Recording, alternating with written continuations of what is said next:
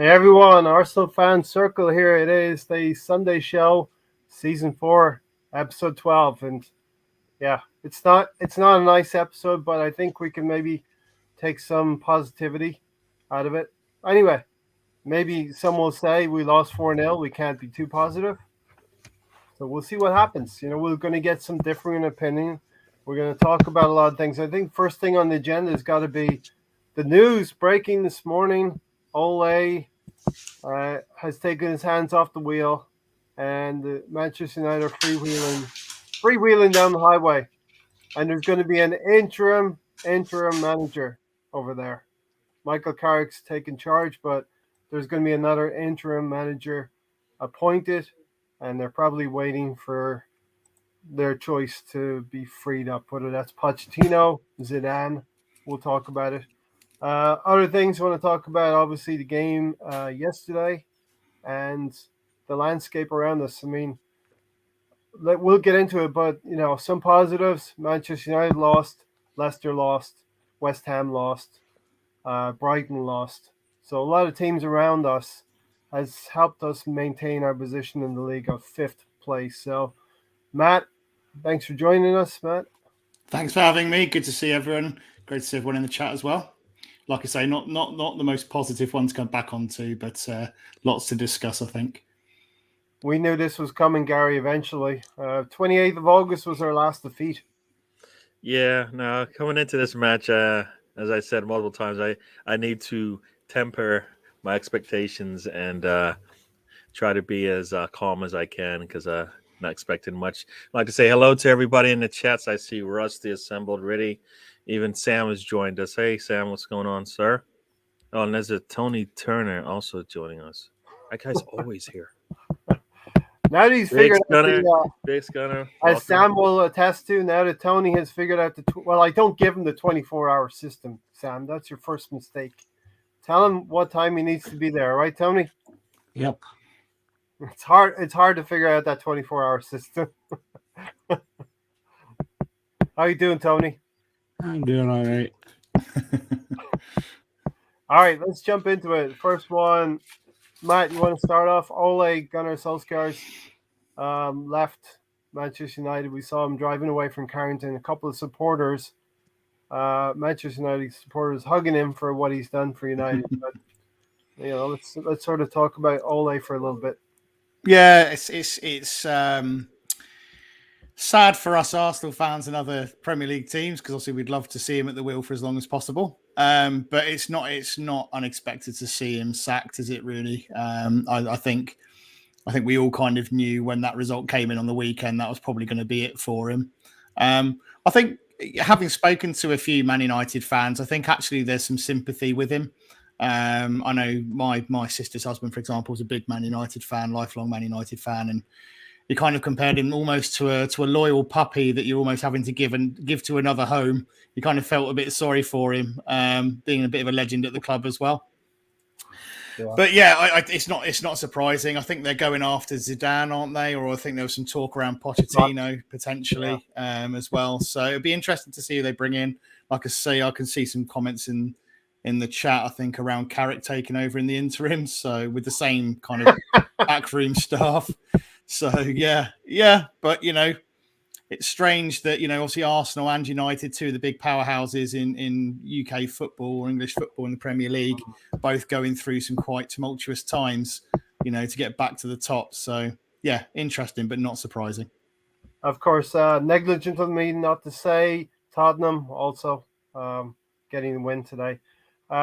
Gary, a little bit of a chuckle from Matt. I think we're all thinking about it. Michael Carrick is the interim manager. How's that going to go? He's an interim, so it won't go long, and they're gonna want to replace him as soon as they can. All right.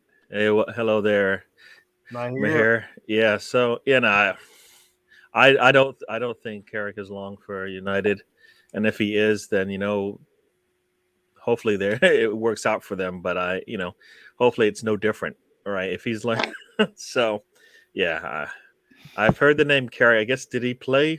Where did he play? Did he play at where did he play? He played for Spurs before, a little Okay. known club down the road. See, Newcastle, I think, before that, and United. Okay. Yeah. All right. So yeah, that's what I thought, but I didn't want to say it out loud. But yeah, nah. You know what? Until they get the big man in there, whoever that is, it won't be. It'll be a little bit of a the players will have to do it themselves. I think. I don't think he's gonna be able to. You're not gonna get that bump. I mean, you're not gonna get that bump. I mean, I don't know how. If they're a little bit more structured than we were when we brought in kind of Freddie for our interim position, right? Yeah. We kind of left Freddie basically and hung him out to dry. You're right. Yeah, Gary. So hopefully, I mean, not hopefully, but I assume they're going to do things a little bit different than that because that was pretty poor. Basically set him up to fail. He failed, and then they let him go eventually. So I don't know, but I think I did see that Pochettino is the one they want to get, and that's probably not going to happen until the summer. I can't see them getting him out of there sooner. So they're gonna. This is I guess it could be just as good as having Ole there with the team being in flux, right? Carrick isn't their long-term manager, so this is a almost dead man walking type thing. Except for this man just got put in prison. He didn't even get a chance to go through a trial, but he's already dead man walking. So it's a matter of time. Is he? Who knows? Who knows what he? I mean, has he coached before? No. I mean, has he coached a team like in like the lower levels or something like that, where he actually has a plan to come in? I mean, this is very like Ryan Mason with Tottenham at the end of last season. Yeah, it's not you're a big club. You should have, and this is the problem, right? You should have a big enough squad, and you're a big enough club that you have people on that bench that actually have done the job. I mean, like if Arteta were to be let go, who do we have on the bench that anybody's comfortable in? Nobody, at least in my eyes, nobody. So, and you need to have that. I believe the big squads sometimes have that on their side. They have somebody sitting on the bench who's actually done it before and is happy to sit there and take a little step back from the big seat. So yeah, so we should get I know some people are concerned that they let the manager go, and then when we play them in 2 weeks. Right now I think it doesn't matter. I think we're I think if we play, we'll get into it later, but if we play like we played in that first 20-30 minutes of the match on Liverpool, I think we'll be okay. Yeah, right? exactly. We'll be okay. And John's having a go at me, the Revenite FC. Listen, who's triggering who, John? Are you triggering me or am I triggering you? No, guys, guess who I am right now. Klopps sideline antics, right? Yeah, Liverpool were not playing, as Gary just attested to, until that incident, and I believe Klopp needed something to drive Liverpool forward, and the incident happened, and he seized that opportunity. Maher, go ahead. Hey guys, guess who I am? Guess who I am? I'm Arteta. I'm like a little chihuahua. I was gonna say you sound like a little dog, but I didn't know that's where you were going. And I guess that's where you were going. Arteta was like a wild chihuahua. Did you see him jumping in? A wild chihuahua. Yeah, an attack chihuahua. An the scary chihuahua, ones. Yeah. of Klopp course. is telling him. Klopp is busy saying, "Oh, fuck off, mate. What are you saying? Just get lost, get back, go sit down." You can see the height difference between them. Jurgen Klopp was a defender. Oh my God, that's what I'm Arteta saying. was a midfielder, and there's about this much difference in height between Like them. this much. I have to say though, I absolutely love watching that. Yeah. No, I mean, What I you like gonna that. do? He's trying to attack Klopp, which is like, all right, cool. I like that fight. The thing was, it didn't fire up our team. It probably startled our team, and it you know what it woke up his team. Like, what are you guys doing? It's been 30 minutes, and I'm not seeing what I want to see. Exactly. Mane does what he usually does. Puts a hard challenge in or whatever. He does that a lot, Puts right? himself about, and that got the juices flowing. That got the blood rushing to all the parts of the body that Liverpool needed. And then we basically were in trouble at that point. For the next 40 minutes, basically, Yeah, for the next 40 minutes, we were definitely on the back foot, I trying can to tell you what hold I on. saw. Gary, Matt, you guys, even Tony, you guys know what I saw immediately after that? Straight panic. Panic everywhere. Partey, panicking. I mean, even the top class players all losing our heads. Tavares going gung-ho and giving away the ball in dangerous. I mean, he gave away a ball towards a Jota, and then Jota dinked Ben White. I mean, we're going to talk about it, but oh my word, the way he fainted Ben White, Ben White went the other way. And then even went around our keeper. I mean, I don't know. To be fair, Mahi, I think panic's probably a quite good way of putting it. I think the second, like you say, it was like rabbits, deer in the headlights. I don't think they really knew. They didn't have a clue how to contain them. It was capitulation second half, and like I said, they just the brain went, and they just had it was all over the place, and you could see it positionally, everything. They were all over the place. So listen, I mean, we don't laugh. We can't laugh even at Ollie's at the wheel. I was laughing yesterday.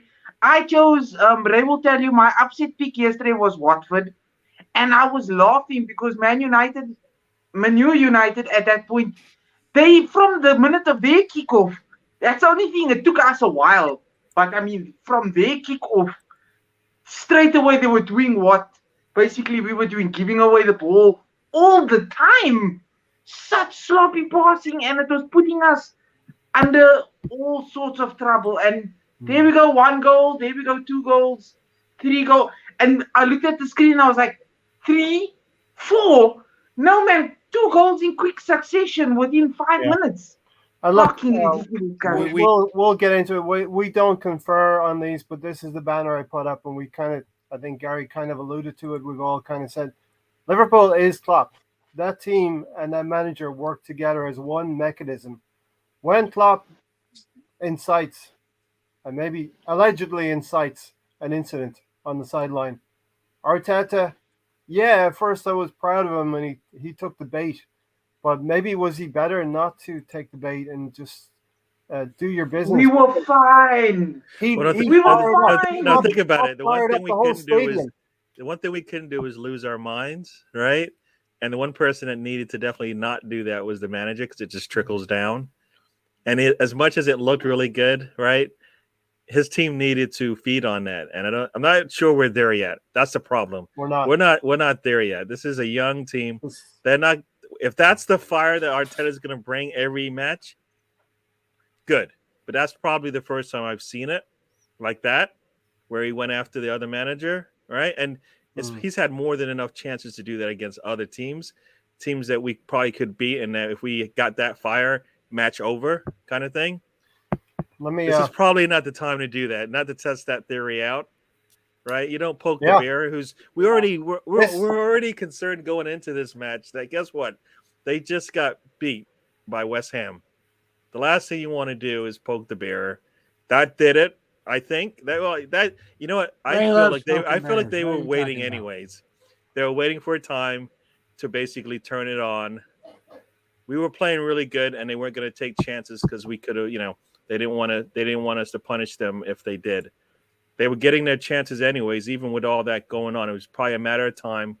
But once that happened, it was the floodgates started to open up. And the pressure was mounting and mounting and mounting and mounting. And it was just a matter of time before a goal happened. None of the goals, most of the goals anyways, weren't because necessarily they were the better team. Is because I think we were the younger team. We were our own enemy, Gary. We were our own enemy, basically. Yeah. That's it. Yeah. We create these situations. And what's even more putrid and disgusting about such performances is that other teams like West Ham went with a game plan. Maybe West Ham is a lower tier than us. They have lesser quality players, as per se. No disrespect to them, but I mean, even Brighton, I think, held Liverpool to a draw. What's to say we, with much better fucking players, shouldn't be in this predicament? Should be putting up a fight, at least, not losing our heads all of a sudden, going 1-0, 2-0, and. Going 3-0 and 4-0 within the space of 5 minutes. It could have been 6, Oh. could have been 8. I think, Mahir, to be honest, I think what it showed me was that we have the balance all wrong in the squad from a youth versus experience perspective. We have some really good, talented young players. And yeah, of course, this will be a learning curve for them, but we do not have any real kind of leadership or proper captaincy material on the team that you can rely on to grab hold of everybody and go, come on, what the heck are we doing? Let's get our heads together, stay calm. And let's enforce let's put a foot on the game and kind of take some control back. We don't have it. Everyone out there just is either not captain material and doesn't have that leadership quality, or just doesn't have the experience to do that. We desperately need some real top experienced quality players with leadership capabilities. Jacques is arguably the only one that can do that, and he's an absolute nightmare on his own anyway, with being rash. But how many times have we said, like, if you don't see something change, if you see something's not working, change it? I mean, Oba hasn't scored in how long now? I love Oba. We love Oba. I don't. He hasn't scored in such a long time, Tony. Why not put Martinelli? Yeah, Tony, tell us about Aubameyang, because I think this is a good little segue into kind of Arsenal. I mean, we always say starts at the top, right? So you got your captain, right? You look at the two captains, in this match. You look at the two captains. You lean on one. Liverpool just leans on Van Dijk, and he always delivers. We needed Aubameyang to show up this weekend. I don't know, Tony. What do you think about his performance? Huh? So we have a captain and title only. Only in title only. Yeah. But There's Tony, look here. I mean, even like we say, Saka, shout out to Steven, shout out to the Assemble, shout out to Reedy, shout out to everybody in the chat. We love y'all and we appreciate y'all on a good note. That's something positive. That's love. But coming back to that point, Matt, Tony, Gary, even our host, what's to say? We've said it time and time again. Saka is being burnt out. Now people are saying Saka is overrated. Fam! Nah, that's both ESR and Saka in that game. You could see visibly they just weren't up to it, and you can see that the energy's gone. They need rest big time. You could just see in some of Saka's decision making, they both weren't. I mean, ESR really didn't get a lot of the ball and didn't really get a chance to do much. We couldn't string more than 2 or 3 passes together, to be honest. And he wasn't really involved in the game much. But when Saka had the ball, he just wasn't that tenacious kind of attacking player that we see from him. He was just taking different options that we maybe usually see. Tired. They need a rest. Yeah, I don't know what you guys think. I think it's like you said. We've got a lot of young players that we've seen them actually excel. They actually excelled during the international break, but they're doing that with seasoned veterans around them, players with lots of years on their CV, right? And coming into this match, Aubameyang needed to show up. Partey, if he's healthy, needed to show up. And I thought Tierney needed to be part of the starting lineup just because of what we needed in this match. Now, I kind of feel like Tierney probably would have made no difference in terms of the scoreline, but it doesn't. Maybe they're gonna get the 4 goals anyways. I think, but gotta say you're right about that, Gary. Give you props for that. Yeah, you know what? At the 60-minute mark, you probably bring Tierney in at that point. Because we're only down a goal. I think they scored the next goal a couple minutes later, so Tierney probably could have come in and maybe slowed things down a little bit at that point, because it's 1-0 at that point. Okay, it's 2-0 a couple minutes later. You can still slow things down, and the way that second goal went in, that should be a red flag at some point that your back line isn't as solid as you want it to be. Oba for Martinelli for Oba, Pepe for Saka. Much early on, like Gary's saying, 60th minute. Tierney, like Gary's saying, to slow it down. But there's 3, and then what do? You take off. Not to say anybody had a good performance, but I probably would have taken off. Like, what's this? Wodegaard for like I said, what is that? That's a standard sub every single game. And it's not going to work. Especially when we're down. Like, oh man. Yeah, we need to get a foothold in the game, and he's not the type of player to go win back the ball and give you some control. He's okay if you're already in possession and you're able to try and do something with the ball you've got, but he's not going to be winning balls back. You know, I could see why he took off Lokonga for Niles, but yeah, I'm not sure about the Odegaard substitution myself. Like I say, I would have preferred to see Oba come off for Martinelli or something like that. Yeah, Tony, what do you think about that? The substitutions, because that is we always talk about substitutions, right? He doesn't get them right. Still doesn't get them right. You want impact subs? We really don't have that. Do you want something different? You got pretty much Pepe and Martinelli, and the manager does not seem to fancy either one of those players. Nope. Yeah, and what's crazy is it's not, to me, it's no different than when he brought Partey in for the North London derby. He wasn't ready. And the only person that should know, the one person that should know it is the manager, right? It wasn't as if you weren't playing, you didn't have a pairing that looked okay and was going to struggle in this match anyways. But if you don't have a healthy Partey, then what do you got? Arsenio Wanga. And hello to everybody in the chats. I see Riddy has joined us. Arsenio Wanga, Rebonite has joined us. BX Gunner, of course, is in here. Steve Denham. Who's that guy? Welcome to the show. As we go through the assembled, I know you've got some questions in here. Maybe we'll go through some of these questions. Hello? Simeone. Wait, hold on. Simeone, we need you, fam. We need you. No, man, I see to the guys long time. I know you watch our channel. It's what I'm saying. We love you. In now, tomorrow. Okay, I'll book you the flights. Cool. All right, bye. We're not at 36 million a year. We're not. Do you know, I have to say, I think, as someone mentioning about Tavares being terrible, I think, in hindsight, and I actually put Tavares in myself as in my starting lineup. In hindsight, really looking at that now, I'm happy to hold my hands up and say, actually, Tierney, I know Gary said, to be honest, regardless of who played, we'd probably get the 4 goals. You're probably not wrong.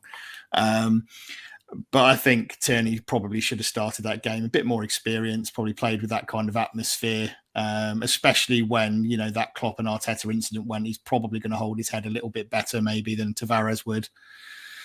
So in hindsight, I think he probably should have started that game myself. The reason why it doesn't, like I said, it doesn't really matter because I feel like Salah would have had his way with Tierney, especially he's also coming back. He did play over the international break, so that was a plus for him, but he didn't play against a Salah, right? I mean, we held Salah down as much as we could, but that's because we kind of gave them some easy goals, and it wasn't they didn't have to actually press us as much as in terms of getting involved because we kept giving them the ball away. So it would have been nice to see the difference and if Tierney would have made a difference in this match, but I think he should have come in earlier, if any, especially after the first pass. That first pass, like I said, should have been like the warning. Should have been that flare that goes up, when the boat's about to take on water. You're like, you know what? I think he's tired. He's tired mentally as much as he is physically at that point, because that pass was just, I don't even know if he knew who he was passing. It was a blind pass, Gary. It was absolutely blind. I don't think he even looked where he was going. He just kind of passed the ball across, hoping someone was there. It was just a bit of a weird, it was completely unnecessary, really. He didn't have to make that pass, especially back into that area. It was like a hospital pass, training ground muscle memory, almost training ground muscle memory. But I thought he tried in other parts of the team, maybe let him down. Melvin has a good comment there you guys can tackle down below. Perhaps Arteta gave their fans a lift in showing aggression, but why aren't our players laying down the law regards to Mane, especially the senior ones? You know what? We don't have that. We don't have that player. Who's that player that's going to take a yellow, a really, going to go in tough, going hard on somebody who deserves it, right? You'll hate me for saying it. It'll be Xhaka. Rash or not, it's probably but he's not going to do it on purpose. He's going to do it because he's out of position and is chasing somebody down. He won't do it in a clever way, and he'll do it in a way that will get him sent off. Gabriel, he's the only player that probably will go through with it. As Tony said, Gabriel might be that player, Gary. I haven't seen him do it though. He's done it. How often have you seen him do it? At least 3 times. Not as just a pure FU kind of tackle. And he's physical, but he's not an FU type player. And that's what we need. We need that guy, right? I was going through some things in my head of like why we always talk about needing some older players on the team. Because if you look at all the top 4 teams in the league, they all have that. They all have brought in players that are towards the end of their days, but they have that toughness about them, right? Yeah. And Liverpool has Milner sitting on the bench if they needed him. Liverpool he comes in there and he basically will just he'll put a leg in if he needs to, right? Tough guy, right? And we don't have that, which is fine, but we need to have that Arsenal guy. So the Arsenal guy needs to be somebody who's really good on the ball. We don't have that guy either, right? So we need to have either the tough guy that's going to knock you down or the guy that's going to make you look silly. And we don't have a manager to say go out there and practice your dark arts. Let's face it. This Liverpool team. Any player that went out there and did that. But let's face it, this Liverpool team, Champions League, Premier League, they've been together for 5-6 years. It's when you really look at it, yes, we can talk about the likes of West Ham and other teams being a bit more competitive than we were. But you know what? They're a class side. You look at the quality and you look at how easy they made some of that yesterday, particularly in the second half. And yes, we made it easy for them in places. But they are a quality side with a lot of experience behind them. We are miles away from being anywhere near that. We're probably 3 years at least away from being anywhere near that. And we definitely need to add experience and top quality in key areas in the summer. We can't just rely on a young group of players and wait 3 years for it to develop. We really need to support them and give them some support with quality experienced players. But if Arteta doesn't know what he's doing, right? For example, what players could he possibly bring in? Is he going to bring in more young players in the summer? I hope not. No. We don't need young players. We need quality, world-class, experienced players. Yeah, but with his mentality, if you look at the window that we brought in Tomiyasu, we brought in basically 5-6 young players, very, very, very young for the future. Don't you think he might do this again? He might go into another transfer window and just bring in almost the same sort of quality we're building for the future project youth type vibes. If he does, Mahir, that will be something that will switch me off that Arteta train personally. I think if he does do that, that will probably be the thing that pushes me to say, actually, I don't think this is being managed very well. If we continue, say next summer if we choose to go again for youth to fill gaps in the squad rather than go and buy quality experienced players to kind of sprinkle some stardust on the squad and provide some support, then I think that would signify that actually this isn't a process that's being managed particularly well.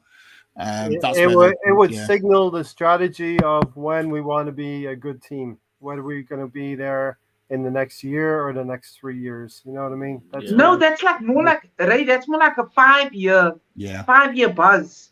I don't know. I think if we added, don't get me wrong. Even if we added top quality leadership and experienced players next summer, it'd still be 3 years, I think, before we were really properly competitive. If we went for youth again next summer, you're looking 5 years plus. Yeah, you see, that's the thing. And do you want to really delay it and call it Project Youth and carry on with that same buzz? That's why, as you guys do know, I'm not really. I don't back this guy. I can't back this guy because I have a strong feeling it might just bloody happen again. As I was saying, we might be able to win, but be under a better or top quality coach who can suffice with what he's got and get us maybe something like top 4 back into Champions League, and then even add another 1 or 2 players to the Right, other top quality players. Yeah, that no. he's adding If you look at Robin Knight's comments, and this is something I've been saying since day one, the age profile of most teams that are really, really good. Yeah, their best players are 24 to 28. Yeah, and the best players are in their prime. Our players are not in their prime yet. If you look at the age profile, we have a lot of players between 20 and 23. I think maybe Tierney's 24. Yeah, then we have right. All of our back line is all 22, 23. They're not there yet. They're not Van Dijk. Gabriel's not Van Dijk. So, we are a couple of years away, and Saka and Milsworth-Rowe are definitely a couple of years away from being legitimate starters on an England team. Right. They're a couple of years, and that's, they're doing really well, but we don't. I keep saying this over and over. I sound like a broken record. We don't need them today. We need them 2 to 3 years from now, but I don't think they're going to stay. Like you said, Matt, if they bring in some more youth, like we need people that can put Emile Smith-Rowe and Saka on the bench. On the bench, and for good reasons. One is they need to get their head and their mind and their body right. They need to take a recharge and come back on. I mean, we look at City and we're like, Foden is the best young talent in England. He doesn't play much, but when he does, he gets out there and he can do it, right? Our players need a little bit of that as well, and they need to see it as well in that red shirt. Who is Emile Smith-Rowe and Saka looking to on when they sit on the bench? Nobody, because they're the ones in the field. We don't have anybody They're the main. to actually show them. I mean, that's not that, and you know what? And they're not anywhere close to where they need to be right now. Yeah, not even. We thought Odegaard would be the superior player over Emile Smith-Rowe. It hasn't happened. Tony, what have you got? 2 weeks ago, before the international break, I sat there saying Saka needs a rest. All you guys laughed at me, basically. Nobody laughed at you. You got Martinelli. I didn't laugh at you. I wanted to have a break. I'm on your side. I totally agree with you, fam. He's got that persecution complex, Gary. No, but Tony has brought some good stuff. The 3-4-3 was good a few years ago, and that happened. It worked well. Tony, I think you're hitting on something right. Saka, for all the praise we want to heap on Saka, he went missing as well yesterday. All of our forwards went missing. But Saka's burnt out. Saka is burnt out, my guys, because Arteta doesn't know how to manage. He doesn't know how to manage these players properly. Like, to be honest with you, sometimes the young players like Saka and Emile Smith-Rowe are being played so much and getting burnt out so much, not being. We don't have enough quality. We don't have depth in order to put them on the bench to say, listen, you guys chill. If we need you, we will definitely bring you in. They need some sort of rest because you're relying on your youngsters to play game in, game out, right? And be the stars that are going to push us to beat a Man City, a Chelsea, not a United because they trash, but like a Liverpool. You rely on them, and now they've been playing 8, 9, 10, 11, 12, 15 games back to back to back to back in all different competitions, and people are even saying now that Saka and Emile Smith-Rowe are overrated. Didn't you guys see how overrated these guys are? They're so overrated, but I've been telling you. And I'm like, fam, stop saying that. These guys have been saving us for such a long time now. And the youngsters, never mind how much pressure is on them already. Now you're saying they're overrated. These are actually young ballers. But we don't have depth to cover them. So bear in mind, Matt, here, to be fair to both ESR and Saka, we couldn't string two or three passes together to get them the ball. That also. We couldn't win the ball. We got completely dominated, midfield wise. So they're going to be completely ineffectual because they didn't see any of the bloody ball. They're not magicians at the end of the day. But that on top of everything else also adds to the overrating of people of It's a bit unfair. Fellow fans, fellow Gunners. They're I- 20 these and players 20 are overrated. They're 20 and 21 years old. There's not that many players in the world that age that are being looked at like Emil Smith-Rowe and Saka are, and that's because of what Arsenal's done to them. They put them in a situation where they have to be the front and center players and have to be on The main because guy. everybody else isn't, right? What? Lacazette is. I believe he's doing his job as best as he can, but he's an old guy that's not going to give you the minutes you want. Aubameyang, nah, not working for us right now. Ghost. The back line is going to be fine, and Yeah, you know what? Gary? We're going to what? see him every week until the end of the season. I know that's the terrible thing. It's like Arteta did not see what we Well, saw in this match and all year. Let me ask Mahir, you wanted Arteta to do something different. What would you have wanted Arteta to do differently yesterday when things were going? Yeah. Oh, no. Oba hasn't scored. You know we love Oba, right? But Oba hasn't scored or produced an assist in some time. It's been months. It's been maybe a month or 2 months or whatever. How many other games you want to say? 10 games. He hasn't produced. So why not bring on Martinelli? Even halftime, bring on Martinelli. You can see it's not working with Oba right now. So Saka issue- for Pepe. another issue that Pepe we hasn't have, been. another has- issue I mean- we have is we don't score enough goals, Mahir. We don't have goals. You know- We don't take enough shots. We only had 5 shots, right? We can't. Yeah, you don't take shots because we don't have a midfield to push ourselves forward against bigger teams. No. Aubameyang was put in positions multiple times in this match. I think at least 3 or 4 times in this match. The problem is, one, he's too slow. He couldn't get onto the end of some of those balls. And when he did get on the end of those balls, he had nothing on it. I mean, it was just like he's not going to do the things that we need him to do with especially in that type of game. And that's why I didn't really care about the result. I kind of wanted to look at the performance anyways. Yeah. Because if the result wasn't going to make a difference for us, we could have lost that 10-0. It doesn't really matter if we played our style of play and we got some good work in. And I think we got some good work in the first half. The second half, we got away from us. But, yeah, I think he actually had some opportunities, and we needed him to. I always say it. What I always say, he needs to make that play, right? He needs to take something from nothing, just like they did. Anytime something came out, like from that free kick, which started with Aubameyang, right? So Aubameyang kind of started this snowball, right? Mm-hmm. Why did he come back and put that foul in? Not necessary. The game was going right the way we needed. We had really good deep. We were keeping them at bay. They weren't getting anything easy. He puts in that challenge, free kick, bang, we're down, right? He's supposed to be a senior player. What is he doing? Hey, Mahir. Do you know what? You've heard of Casper the Friendly Ghost. For me, it's Aubameyang the Friendly Ghost. That's about as much as I can say about Aubameyang. Well, He just disappears. Rich is trying to cheer us up here a little bit. At least you guys Thank you, lost. Rich. Appreciate it. We lost Cheers, to a Rich. good team. We lost to a good team, but you're in the hunt for... What are you trying to say? You trying to say Watford is not a good team? Is that what he's trying to say? Maybe Liverpool are a little bit better than Watford. All right, so what do we want to talk about? Matt, you talked about we don't have that kind of forward. We don't have the kind of player in the forward positions. We don't have a physical player. Mikel Antonio upset Liverpool. The Brighton forwards upset Liverpool because they're a little bit more physical.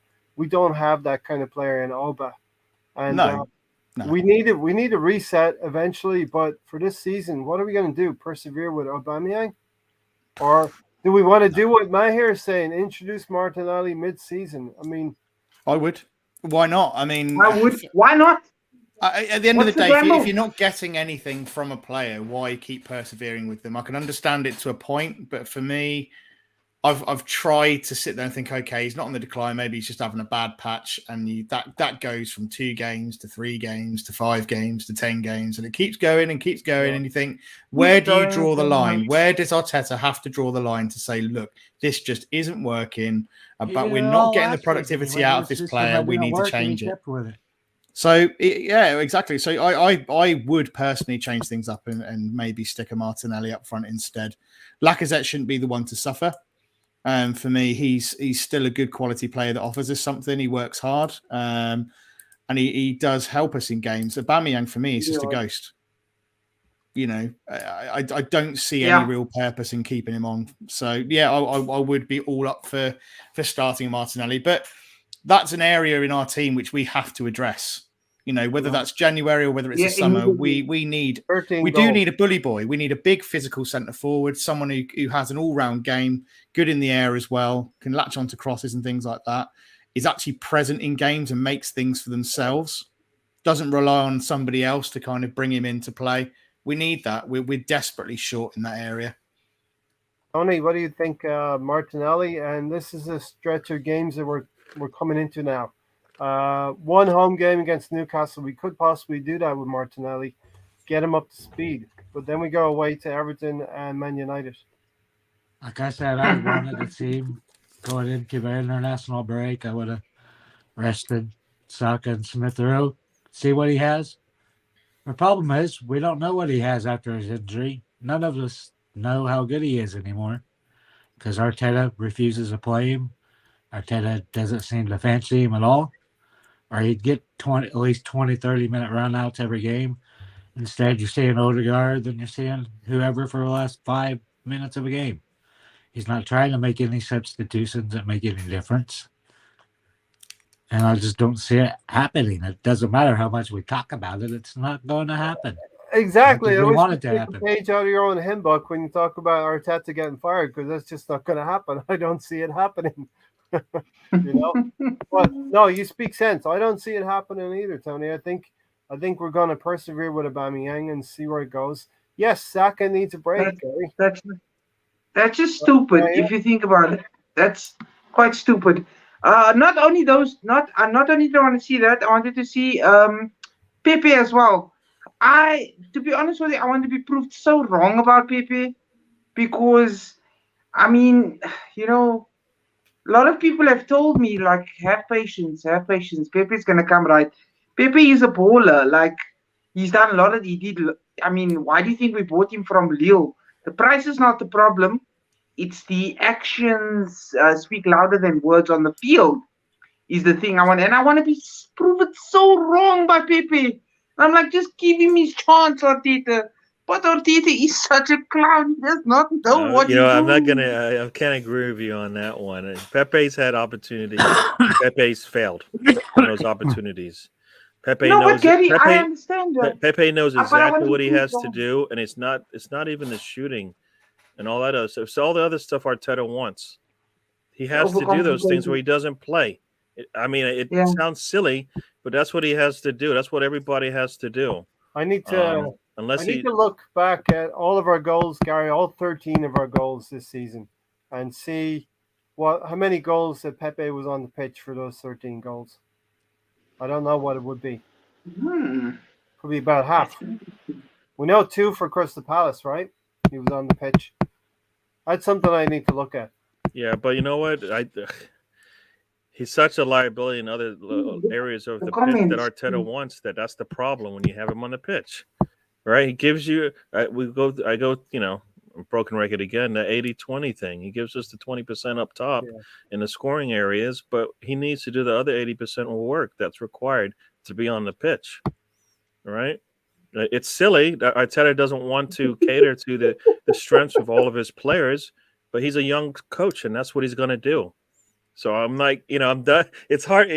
What I would like to say, this is why you want a seasoned manager, right? Because if you have a seasoned manager, he's going to look at the strengths of all of his players and say, you know what? The best way for me to get something out of this squad is to put everybody in areas to succeed, right? And that's exactly why we need a new manager. And Stefan said this is why, my aunt had a greyhound called Pepe and the dog was a better player. Yeah, no, you know what? It's not working because what we need, right? if a Milsroof Rowe and Pepe, sorry, if a Milsroof Rowe and Saka are what you're looking for in the wings, then Pepe isn't the one, right? He can't beat them out. Would you try him. Would you try him, Gary, and rest Saka? He can't beat them out. It doesn't matter. But if you're saying Saka needs a rest, Yeah. who are you going to play instead of he him? needs to bring him in right now. But But Martinelli probably should come in before him. Martinelli's going to give him exactly what Arteta wants. Yeah, No, but he's I don't not, think because Martinelli won't runs play. it. Here we go. But Played he, this one, but not for Arteta. we've seen him play out in the wing. He could do Right it. inside. He doesn't Not play on the right disciplined side. He's enough. playing He's on the running left. all around, Gary. You know what? Then Like a you move headless chicken. Saka, right? I mean, come on. We cater for all these other cater for Pepe so many times. Why wouldn't you cater for Martinelli? Because he doesn't like him. I don't know how many times I have to say No, that. no. I think you like Martinelli just as much as Tony likes Callum Chambers. No, I don't think anybody likes Callan Chambers. So I don't know where you're. That's a lie, right? Who on this panel is going? You know what? What we're missing is Chambers. Anybody? Hell Any takers for that? No, but Tony's a little bit emotionally invested in Callum I Chambers. still like no. Boaz. You know what? We're not missing Chambers. We're not missing Holding. We're not missing Cedric. We're not missing any of those players right now. When we have injuries on that back line, then we're going to be scared. All right. We're missing a midfielder. We're missing a really strong midfielder. We don't have one. Partey's not he wasn't there this weekend. Will he be healthy the next one? I hope so. Yeah. This is the thing, though, right? Because I think the Assembled mentioned it in the comments. Was that we had nothing in the middle of the park, and there's been a couple of games this season where it's been right in the centre of midfield where we've had nothing. We haven't been able to dominate the centre of midfield and get a foothold. Yeah, it was said many times that we needed to work in this game, right? And the work is in the midfield. Like the Brighton and Crystal Palace matches, we're in the midfield. We needed to be able to work as hard as them. And if we didn't, then we're going to get punished for it. This is the Brighton game. We needed to work all over the pitch. No, this is the Brighton game. This is what the Brighton game looks like when you're playing a top team in the league, right? If you don't work hard in the midfield, you get punished eventually. It wears down your defense and you get in trouble, right? This is what happened. I mean, we talked about it all along, right? A lot of teams, they weren't getting any shots in the box. How many goals did they score from outside the box? I don't think any of them. Everything was inside the box. Liverpool. Everything was inside the box where they had somebody clear on goal, sometimes with the goalkeeper with distance in front of them, and they just put Ramsdale on the ground, which is what good teams with good strikers and scorers will do. They'll put the goalkeeper on the ground from distance because he has no choice but to take a chance. So, How much of it is on our manager and how much of it's on our players? We're going to analyze the game now a little bit more in detail in terms of what happened in the game. Okay. We know what happened. We got our ass kicked. Gary. Move on. You make big mistakes versus the big teams. You get punished for it, right? We knew they would give us chances to score, and we knew we had to be clinical. Guess what? When you're not clinical and on the ball, when you get opportunities, you pay for it later. Mane knocks us down. We don't knock him down. He comes back to haunt us, right? Happens every game. You want to find out who's going to score against Arsenal? Look for the guy that just put us on the ground, who didn't get a yellow and continued to do it. That's the guy who's going to score next. To be fair, though, I think the next top I'm getting is a Ramsdale top. Just to put that in there, give that man a lifetime contract. Give him a lifetime contract. That's where I wanted to go. I love that guy. That's where I wanted to go with this, Matt. I mean, that's exactly where I wanted to go with this, Matt, and Gary, Tony, Matt here. This game hinged on obviously Tavares making that mistake. We go 2-0 down. There was no experience in the team, no midfield, and the players dropped their heads at that point. We lost our sense of any kind of control we were going to have and containment in the game. First 5 minutes in the second half, we lost the game. And, we talked about Arteta and Klopp. And definitely, I still believe Klopp used his last piece of weaponry, which is he does this from time to time. He gets involved in a midfield fracas, a sideline fracas. It happened with Frank Lampard last season. What happened? They went on to win that game 2-0. Arsene Wenger would not have gotten involved in that sort of stuff. So I hope that Arteta is going to learn from this. It's an experience that he's going to learn from. Gary, you're right. He doesn't ever Aubameyang- learn, Ray. Move on. Aubameyang commits the foul. They have a free kick. They actually ratcheted things up. They were not doing anything until this sideline flashpoint, and then they turned the screw at us. Those players took the call from Klopp and went a level up. We've all played football where we played that extra 20% that gets us past the opposition. Our players didn't match that intensity, Gary. Yeah, I mean, when Aubameyang put that foul in, he should have been saying, "Is my bad, my fault. I'm sorry. I shouldn't have put us in that situation." He didn't do that because he didn't understand. He doesn't understand what it means to be a leader. Think about it. You see it sometimes, right? The best player on the pitch, or supposedly the best player on the pitch, the guy with the armband makes a mistake. It's like, you know what? Don't worry about it. I got this. I'm gonna. He should have been the guy clearing that cross coming in. That's what he needed to. That's the only way he was going to be able to answer the call of duty at that point, right? He made a mistake. He didn't clear it. Goal goes in. We go into halftime down 1. We probably could have kept them scoreless in the first half. First goal, like you said, we come out the second half, and we needed something, and didn't happen. We looked so sloppy the first 5 minutes of that second half. Aubameyang was involved outside of our box as well, which led to a shot from one of their players. Second half, he loses the ball. Sloppy all over. And then, obviously, Tavares makes that mistake.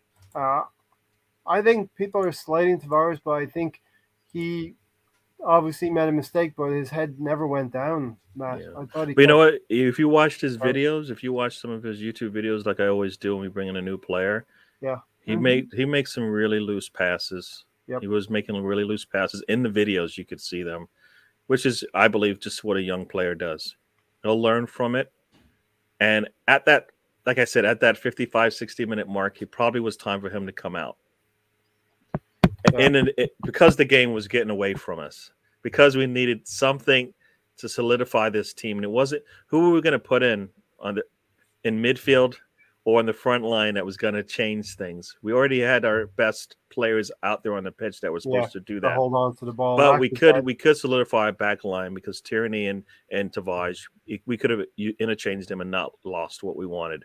Maybe but at that point, it was probably a good time. Like, I can go back and say, this is revisionist history. You bring in Tierney, maybe things slow. Maybe we slow them down a little bit because Tony, he's still rested. Something Tony did mention before the game. 3 at the back, Tony. Maybe when we go 2-0 down, you make that change. You bring Tierney on. Tavares can be your wing back. With 3, Tierney's used to playing that way. Like I said, it gives you more wingers, gives you more attack. And another thing I said Thursday, I didn't want to see us setting back playing a counter-attacking football. You do that against a team like Liverpool. Yeah. Eventually, you're gonna fuck up in there. That's score. I think against a team like Liverpool, Tony, exactly. A team like Liverpool make you play a certain way, and they press. They don't make you, Ray. You can play your own style. We don't have the players right now to be able to go toe to toe with a Liverpool or a City. Unfortunately, we could have lost 1 or 2-0. We lost 4-0. Liverpool boys will tell you could have been more, and we can't disagree. Could have been 5. Could have been 6, 7, 8. Yeah. I mean, easily. Easy. I love how Ramsdale, guys, you see how Ramsdale smiles when he makes a save. He's like, look at what I have to put up with. What you idiots. We got it. Within all of this, we got to talk about Ramsdale. Stefan said, I think Klopp could kick Lego Man's arse. Well, it's a defender. The cats were going wild. Midfielder. Who's winning that battle, Gary? You know what I mean? It's not even. He's like, hold me back, and you only do that to the little man, right? You only in a big fight. Whenever there's a fight in the schoolyard, who's getting held back? It's the little guy trying to show up the big guy. I got you. You gotta hold me back. I'm gonna get him. Nah. Yeah. Nobody believed that they were going to let him go. Go ahead, and go get Klopp. Nah, it wasn't. My hair is having way too much fun with this. Someone has had a lot of coffee, and someone needs to make a GIF. South African coffee. Anyone's coffee in the Look chat? at my God! I'm worried what went into a coffee. This is a great thing that Don Juan's exactly right. Wait, I need to Arteta go needs get to some learn. water. Arteta needs to learn not to wake up the Anfield crowd. You do these things at home, not away. So Matt, 30 minutes in, we're playing a very, very good game. Ramsdale is playing well. Actually, Ramsdale's not really being called upon. Liverpool forwards have to switch. Mane had to go to the left wing to go find the ball because he was getting frustrated by Tomiyasu. And I think that frustration leads to the incident where he fouls Tomiyasu on the sideline. Of course, Arteta is going to want the decision, but I think Klopp again sees the opportunity to spark the crowd up, Matt. Yeah, I think to be fair on Tomiyasu, I thought he'd done quite well to that point actually, and he was frustrating Mane and doing a very good job on him. I thought he had a good game up until that point. Yeah, obviously it was right near the touchline, wasn't it? That incident, and obviously I think Klopp definitely used that to his advantage.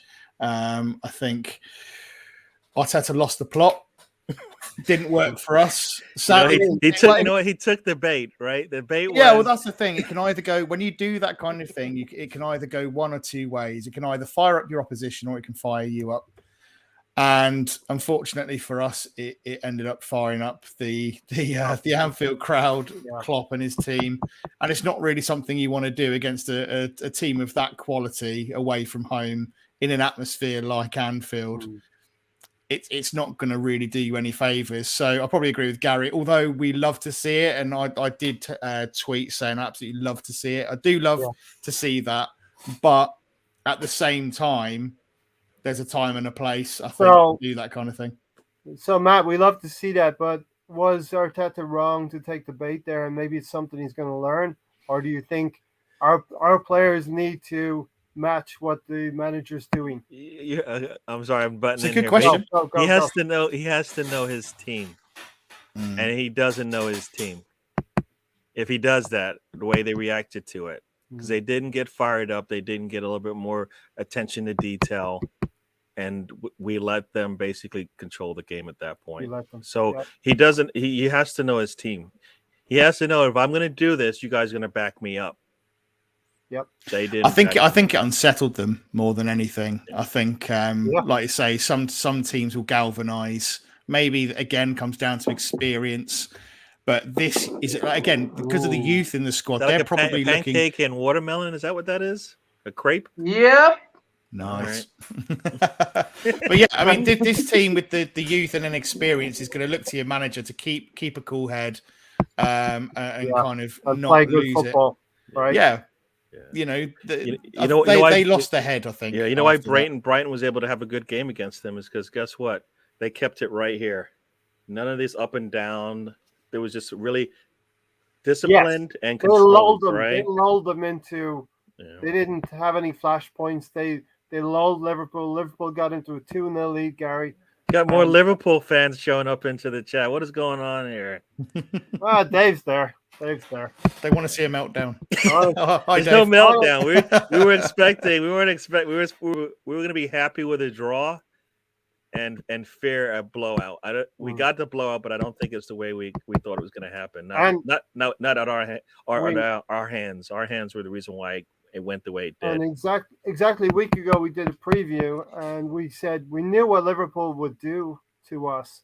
We just didn't know what we would do in response, and we were found lacking a little bit, So, Dave, you might react to my banner on the bottom there. Klopps sideline antics sparked Liverpool to win. Let me know what you think about that. I think that's something the Klopp has resorted to from time to time. Liverpool, like we said, 2 home draws against City and Brighton, and 1 defeat away at West Ham. They needed 3 points desperately, and Klopp was resorting to. It's up to the referee to adjudicate what's right within the laws and what's not right within the laws. And the referee allowed what was going on both from Sadio Mane, who don't blame a fucking referee. Mane, okay, we lost. We lost fairly. We lost fairly on the team, but I'm surprised Mane gets away with a lot of what he does, and he doesn't have a bad reputation like maybe Harry Kane. You know what I mean? Who wants to jump in on that? Mane's got something about him. Maybe it's something we want in our team. You know, it's because he smiles after he does it. I was going to say it's the He grin. smiles every time he does it. You see him.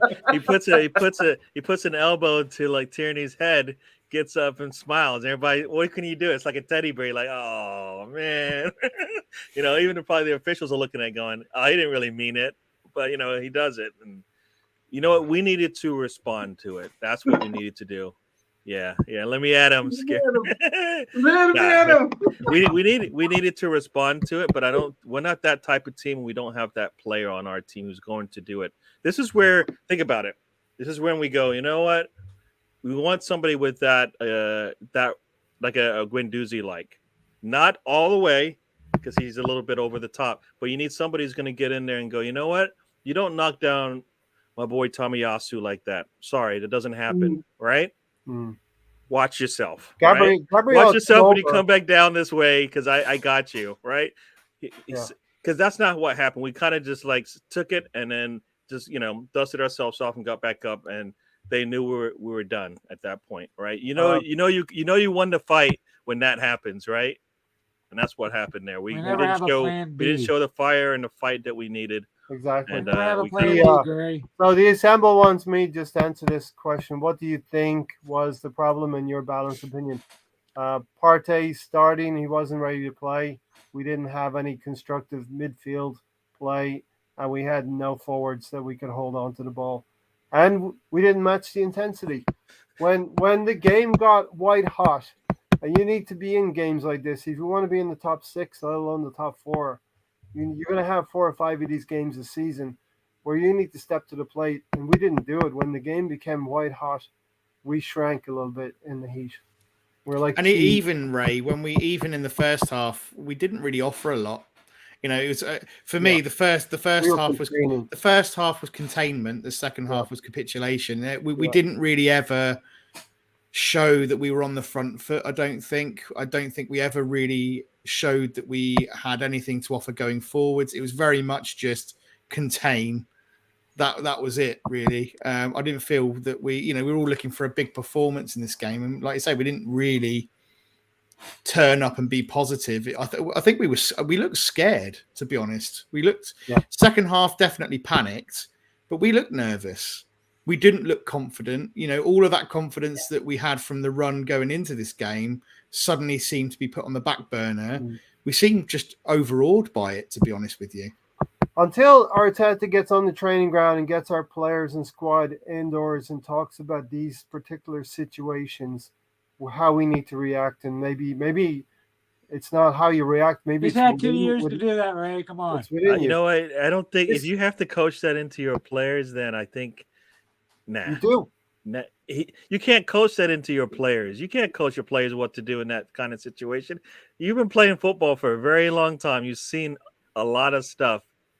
I don't think you need your manager telling you what to do in that type of situation. Don't you think that's within Gabriel? Don't you think that's within certain? You know what? And maybe he's got this. You know, he's being held back. He's got the handbrake on Gabriel in terms of I need you to go out there and do that. But I think that back four and Ramsdale is solid. That's it right now. Yeah. Everything else in front, we've got so many gaps and holes. It just basically nullifies any of the strengths that we have from any of the players in those positions, right? That's what we saw in this match, right? I mean, that first 35 minutes, basically, it was.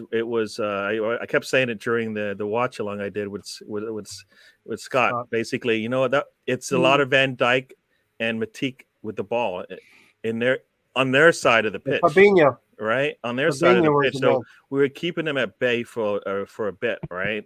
Yeah, and that was good because I'd rather have Van Dijk with the ball next to Alisson all day, because you know what, you can't because they can't score from there, and that's what happened, right? The thing is, we are solid at the back, but there are a couple of things. I mean, Ben White and Gabriel have been fantastic up until this point, but.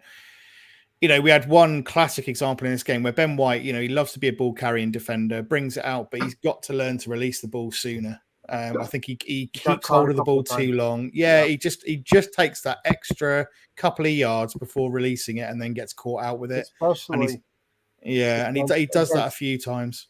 especially against that press. Yeah. Press. Mayer's can't eating do that. food too fast and drinking his water too fast. When you eat too fast, you get hiccups, Mayer. Yeah, Ray, man. this is a Liverpool fan here. Ray's right. I like to hear that. I don't hear it enough from these guys. I like to hear it from you guys then. Chelsea, it fired them up with Frank Lampard. I think Arteta needs to sit back and digest what happened and how he reacted. And I'm sure he would probably be reflecting today that maybe when you get into this situation, Gary, where you're in the top 4 battles, either those players come with that inside of them, or you need to tell those players, this is how you need to react. We need to act as one. Like Klopp acted as the 12th man in that team. Yeah. You know? Yeah, and that's for me. Klopp, Arteta isn't that type. I don't think he was that type of player. Was he that type of player? I don't believe so. Klopp? Right? No, Arteta. So I don't think he's going to bring that same kind of style in his coaching. He didn't have much nastiness, but he wasn't a fiery guy. He wasn't going to pump you up, right? We played solid, and that's what Wenger liked with him. But he wasn't a guy that, like, I think I've seen it from Vieira, a little bit of fire there, and you see it with the way that Crystal Palace plays. But that's the type of player you are, and you kind of bring that in your coaching. The way Arteta used to play, I think he'd keep the ball moving, but he would bring the whole midfield together through him. He was never a rah-rah kind of player. But you know, he was a very tidy, efficient player. If that's the case, then he didn't bring enough of those players into the building. So it's kind of like all these things that you did as a player, you haven't done it in your coaching, and that's usually some of the things that you would bring to the table, right? You know, this is how I played, and this is what I know about the midfield. Well, where's our problem? It's been the midfield the whole time, and it's still the midfield right now, right? Partey not healthy is what you get. So should he have played? Probably not. Would it have made a difference? No. If he was healthy, maybe it may have slowed him down. Maybe we lose 2-0, but we still needed that guy in the midfield, and we didn't have it. Let me go down to Tony. Tony, you're yelling, you're shouting at us. So what have you got? To me, the whole thing, Klopp changed him a game because of his antics, his bullshit. They would have ended up winning the game anyway. What do you mean bullshit? It wasn't bullshit. Arteta is the one that started that. Come on. They both got yellow cards. They both got yellow cards because you know what? Klopp's not gonna back down the little man. Did Arteta start it, Gary? Did Arteta start it, or did Klopp start it? You think Klopp started it because his man brought down Tomiyasu? I don't think so. It was Arteta, right? It definitely looked like Arteta went at him rather than the other way around. It was definitely Arteta. Because there's no way. You know what? Klopp's probably going good tackle or whatever. Bring down he's not that smoke started on the red side on Arsenal side. Come on. I thought Ray went to Tony. Come on. What? No AFTV style meltdowns here. No, we don't do that here. It's not even worth our time. We came into this match knowing it could be a beatdown. I mean, we came in knowing that. And we saw it. It's hard to even be that upset because it's like, you know what? We're not. This just proved how far away we are. We're far away from competing for these types of competing in these types of games. It's a reality check, and it keeps our feet on the ground after that run. Liverpool were not brilliant. Funny thing is, Liverpool were not brilliant. I've seen Liverpool play much better. I think, I think Klopp gave them the final call to action in what happened on the sideline. Arteta needs to learn from that. Some of the pictures on the sideline doesn't make Arteta look. See, they're talking about tactics, and we got like Arteta's eyebrow coloring and Lego hair and all that. This is absolutely hilarious. Right, I was just going through the chat now and chatting to all our Arsenal fan circle family. Oh my god, it is so funny and so satisfying. Hey, Dave! Yeah. You played the perfect game. And it was quiet for 30 minutes, right? It was quiet. 25 minutes. We were fine. Nothing going on. Arteta were shuts his mouth. fine. Aubameyang doesn't take that foul. We'll see how we go into halftime, right? Yeah. But I you know was what? after 30 minutes, I Man. will say I think Lee Dixon prefaced as well. This is like some of the games of old. I was really, really proud. For once, I was back in it. I was back in it as really, really caring about what Arsenal and Liverpool were, the fight that we were having. But obviously, old Is a old ways. smoke screen from Lego Man, Ray. Smoke screen. Smoke screen. After 33 minutes, so Matt, the pressure ratchets up, and then Ramsdale. We can't always have Ramsdale being man in a match, but We can't, honestly. Yeah. played He really, did really Who well. else is man of a match? It was save after save after save. I mean, like you say, this game could have easily been 7 or 8 had it not been for him. And we once again call upon our superhero in between the sticks. Mhm. He definitely needs his own cape, that's for sure.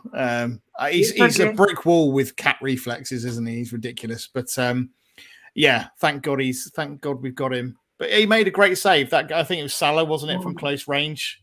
I think he spilled the shot initially, didn't he? It Yeah, was but grab it identically. Thiago's volley. That's it. Yeah, and then he spilled it, didn't he? I think was it Salah that followed up at the near post? Mane followed Yeah. up Was it with a Mane? kind of a double on the Mane. doorstep. Yeah, but I mean, brilliant low save, reflexes great again. You know, he's brave. I'd definitely say that about him. He'll fling himself anywhere, and he'll do anything he needs to do to get his body in front of the ball. Cracking goalkeeper. Dave is right. Liverpool are one of the best teams. One of the best teams in the world at pressing, and they will press you into submission. That's what happened. Until we have midfielders who can beat that press, we're not going to be able to live with Liverpool, unfortunately. And I think Klopp and Arteta are maybe developing. Maybe something's developing here. Kind of a rivalry, a meanness is going to go for A the next rivalry couple where they beat us 6 straight times, Ray. Hey, Tony, you got to hope that we're gonna get better and learn from these things. You know what I mean? Don Well, Juan says That's Arsenal- the problem. It's hope. Arteta never Right. changes. He doesn't have plan Bs. He sticks with the same players. That's why we've been playing a bumerang for fucking 18 months when he's Have- looked have complete we- shit. Have we benefited from the 6 players that are coming in the summer?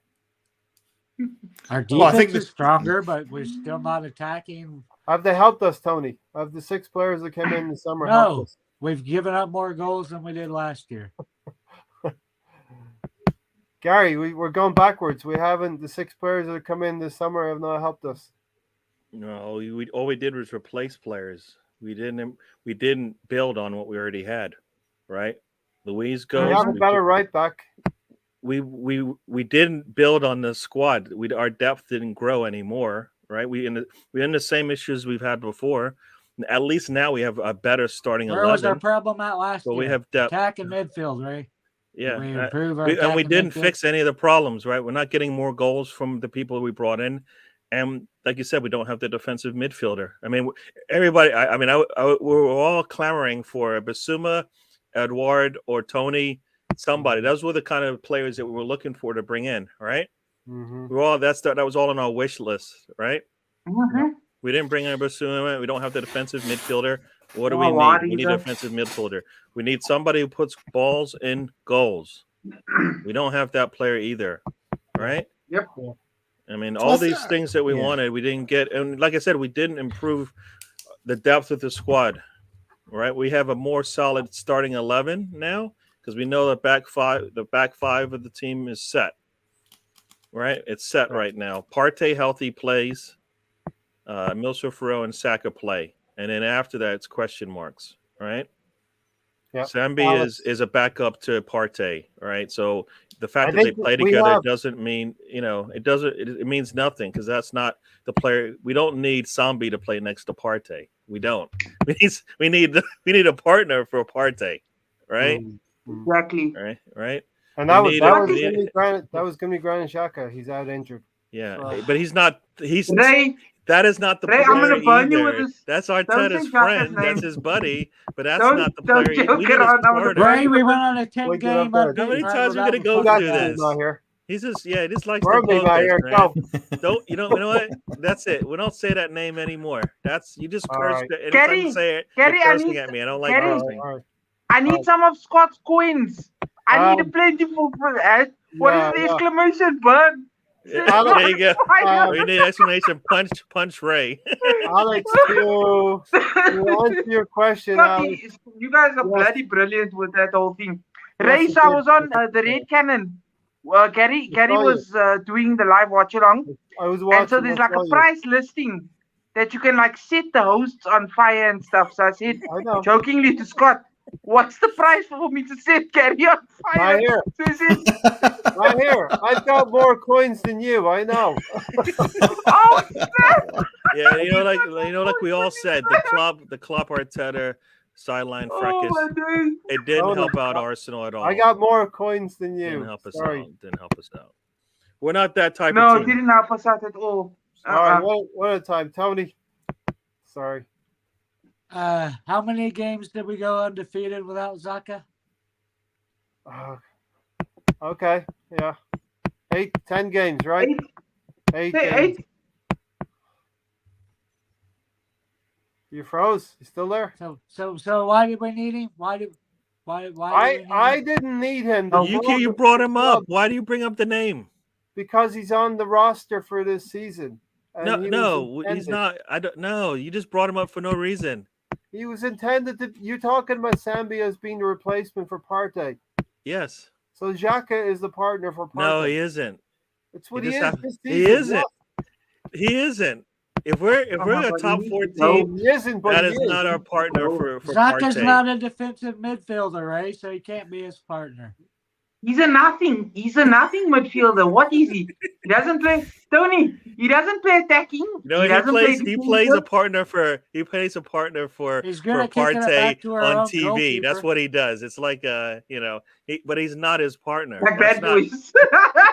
But the reality of it is, I think we all Xhaka agree, wanted regardless of Xhaka, I think the one thing we agree on is the centre of midfield is a real problem. Regardless of who you talk about, whether it's Xhaka, Sambi, even Partey himself, that area of the pitch, we haven't got sorted. And I have questions over Partey. I mean, when he's on top form, he can be fantastic, but I'm still not entirely convinced myself. He is very inconsistent as well, and this is the one player we're resting a lot of our midfield importance upon. You know what I mean? And to have a player take the field and not know what he's going to give you, especially in that middle of midfield, where it's important both ways, going forward and going backwards, that he plays well, and you don't know what kind of performance you're going to get from Partey. And I think Gary touched on it earlier. Why is he always in the team? Whenever he's fit, he seems to be in the team. I mean, you got to play well to be in the team. You got to show that you deserve to be in the team. Right Cannon Scott said, "I love the passion on the sideline. Nothing worse than seeing the niceties when players and managers smile with opposition when they smash us."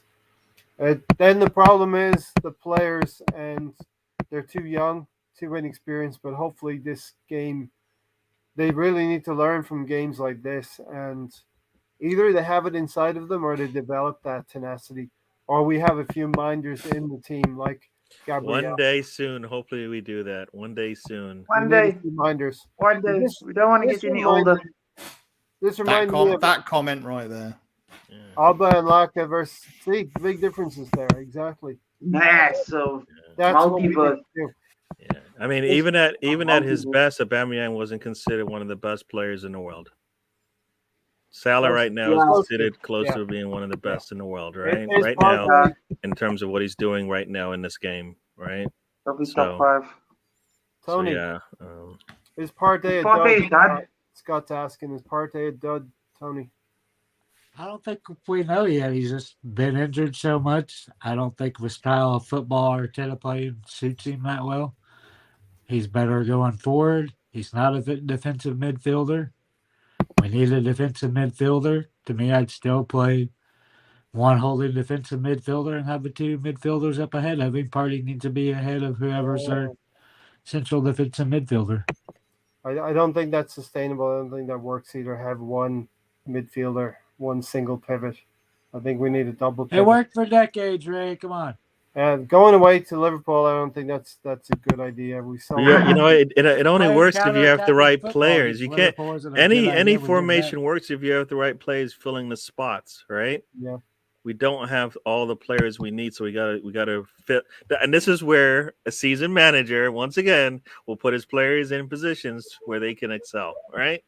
Mm-hmm. The problem Right. is he's he came from Atletico Madrid, right, where he pretty much played every game, no injuries, and again, since we have a player come to us, he's spent half his time on the sidelines. He shows quality, and I've seen, we've all seen some games where he's been phenomenal, but like I say, it just seems a bit inconsistent. Whether this game was because he was, not you know what ready it to is? come It's back. mental. It's mental, and it's also Arteta. If Not Simeone's on ready the to come back. sideline and you take a knock, do you just go, "Oh, that hurt. I'm coming off"? No, because he I doesn't. already know followed you that- guys. Black, He doesn't. Dick. His, I already his found players. his His players don't I think already that way, found you. right? They're really strong-minded. We're expecting to get beat up in these matches, right? That's why everybody talks about Simeone and the style of play that he has. Those players are tough. Comes to Arteta. Arteta's probably like babying them, No, he's a You know, little baby- jelly baby. Jelly baby, not No, baby. think about it. He's Jelly probably baby. babying them. He's babying them in a sense that, they can play. He can probably play, and he probably doesn't even practice them. Like I always say, do they practice the way they play? Probably not. This is the Premier League, right? You always hear about the old players talking about how practices were worse than the games because people will take you out, right? So you come into the game and you've never practiced. Your practice isn't anything like a game. It looks faster. It looks tougher. You're getting knocked down. Guess what? That's what's going to happen. It's going to look Exactly. like this, right? Exactly. Probably, you just heard it today, right? Conte's week of practice, right, was one of their toughest they've had in a while, right? First half they come out a little flat. Second half he wakes them up, right? And this is what you get from a seasoned manager, right? You get this type of, they know how to get something out of their players, and they know what needs to. They know what the prep requires. What preparation requires in this match. I don't think Arteta knows that yet, and he shouldn't. He's still young. Didn't Arteta leading up to the first interlull have the best 10 days of his life? Isn't that the same thing as Conte? Where you're just okay, no. What? Ray, see, this is it, people. I have to deal with this stuff. Don't poke the bear. Arteta had the best 10 days of his practice. He doesn't even know what that is. Mr. Bungle, he doesn't know what that looks like. Your best 10 days of practice Ray means does you hit come him in, you play Champions League, you play the top 2 teams in the league, and you beat them all. Right? Yeah. That's when you go, okay, we had the best 10 days of practice, and this is the result of it. Nah, we didn't do that. Mr. Bungle, you are the most handsome clown on YouTube. Round 1, what are you eating? That is absolutely on fire. It was watermelon in a wrap. Is that what that was? No. It was a pancake on top of like 5 pieces of watermelon. Basically, this afternoon, lunch was great. I fried a few pieces of chicken. So we had chicken rolls or chicken burgers, and then after that we had waffles with ice cream and was a chocolate sauce, and then we had watermelon as well. So I was like, hey, I'm a bit hungry right now. It's 10:30 at night. Let me go see what's starting his downstairs. own cooking podcast. Oh, you know what? I would love that. I'm sure you guys would follow me as well, like checking all the good food, Woo, some of the stuff. I mean, my mom's a baker. Reddy said, Ray, where is Sean Dyche coming Sean back? Dyche. When Hey, is we Sean need to Dyche phone him coming here. back then? We We're need to phone probably him. talking about doing something. There's something in the works, so we'll probably include Sean Dyche in there as well. Mhm. And, I think I missed that show, didn't I? Oh my goodness, Yeah. Gary, Here's the Burnley the show. one show you wouldn't. I don't know. Maybe you came in later. I think that show. The one show we had Sean Dyche, fam. Oh my days. Yeah, I want to see. Hopefully, it's just as good. I don't want any. Don't hold back. All right. No. Matt, White needs a couple Needs a more couple. to develop, like Saka in the Middlesbrough row. Arteta will burn and destroy these players' career if they don't leave Arsenal, to be honest. Yeah, Mark was saying earlier on. White's Mark was been really saying, good. Sorry, mate. I was just going to say White's Whoa. been really good. I think he is going to have a little bit of time to develop with us. He's looking good. Him and Gabriel have formed a really solid partnership. It's just little tweaks to his game, like that I was saying earlier about him bringing the ball out. It's great that he does that. It's part of the reason why we bought him. I think he just needs to learn to release it a little bit sooner. But yeah, we've all mentioned about Emil Smith Rowe and Saka burning out. I think that's already happening, and that is something that Arteta, they've been going. God for, hopes he realizes and does something about it. The same way that we say Martinelli is a little kind of a chicken without its head on, basically out there, is what White is, just at a different level. He's a little bit more tempered in his approach. Same thing, Martinelli. You need to kind of corral them back in and say, "Slow down, fella. You're going a little too fast for what we need right now." And same thing with White, like you said, he takes off, bombs down the field, not remembering that he's a defensive player, and at some point we'll have to get back there if he doesn't, especially if he just loses the ball like he does. Yeah. He typically loses the ball, and like you said, there's probably a pass to be made a few ticks before he does that. Let's call out Ramsdale's saves. That second half save when Jota thought he had an open goal. Brilliant save from Ramsdale, right? Jeez, fam. He was going the complete other direction. I mean, it was amazing to get his hand to that, because I watched that back earlier today before we came back on. That was fantastic. Again, how he got to that whilst he was almost going that way and still got a hand to it the other direction. Phenomenal. Yeah, he's able to adjust his feet and amazing. That's what's beautiful about having a keeper of Ramsdale's quality. For example, I'm not going to gas up I'm not going to gas up our new players just yet.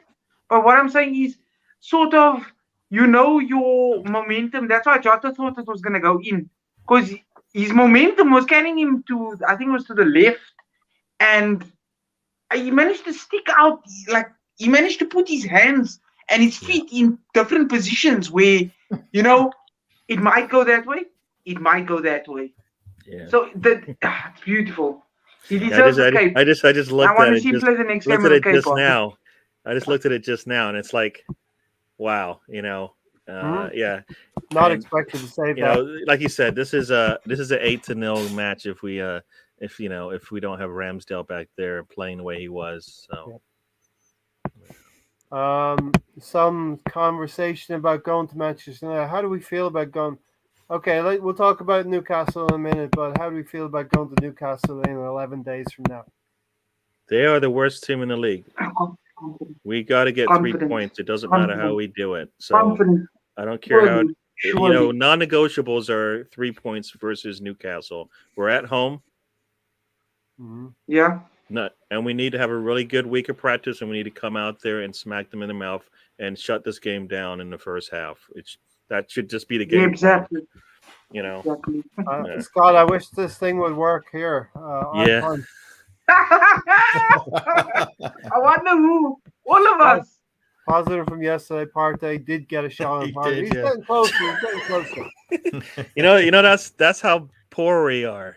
He gets a shot on target, and that's some of our best That's like some of our best highlights. On the highlight reel, yeah. I just saw the one play that I was telling you about where Aubameyang gets the ball. He's got the defender beat. All he has to do is get the ball past the goalkeeper. He leaves the ball on the ground. Goalkeeper sticks a foot out, block. Yeah, and listen, Liverpool won 4-0. They're bigging up Jota's goal where he sidesteps Ramsdale. But, the goalkeeper's hung out to dry. Ben White, a little bit. I was going to say Matt White because somebody said Matt White earlier. Ben White, again, a little bit like Crystal Palace. He's going too far into these last-ditch tackles, and he's getting passed by a little bit. Smash that like button if you hate Tottenham. Smash the like button if you're frustrated about yesterday's result. Let's talk about Smash the like button if you hate United. So we start off with Tony. We talked about yesterday in terms of if we saw a good performance, we would be relatively happy. How are you feeling about the performance yesterday? Are you angry? Can you understand how the game got out of hand? Do you think the team Klopp, they you- didn't change the game, Ray. Come on. The Say game what? got out of hand because we played counter-attacking football. They scored. We fell apart. Same story we've seen before. So do you think it's same old, or do you think that there was a little bit more about us out there at Anfield? I think it's more same old, same old. It's 6 straight games we've lost to him. Okay. He Gary, comes with the same plan every time. The plan doesn't work. He refuses to change the plan. So we're going to keep on losing to him. Gary, what did you see there? Did you see the team pack it in? See half the team pack it in? Did you see Arsenal put their best foot forward, irrespective? 4-0's a little bit flattering. In some ways, you could say 4-0 flattering to us, 4-0 flattering to them. Well, how do you analyze this in the cold light of day? Yeah, if I look at the score, then it's same old, same old. But if I kind of look at some of the performances, I think the game got away from us, and that's going to happen because we're young. And so, like me and Scott were talking about this during the game, and it's same old, same old. You look at the score line, you're like 4-0. We got blown. It wasn't even close, right? Basically, looking at the score, the performance was 1/3 good and then 2/3 bad. In terms of bad, just means this is where we are right now. You can't play. You had to work for it, right? We talked about that earlier. We didn't work. And then in the last 30 minutes, basically, it was done at that point.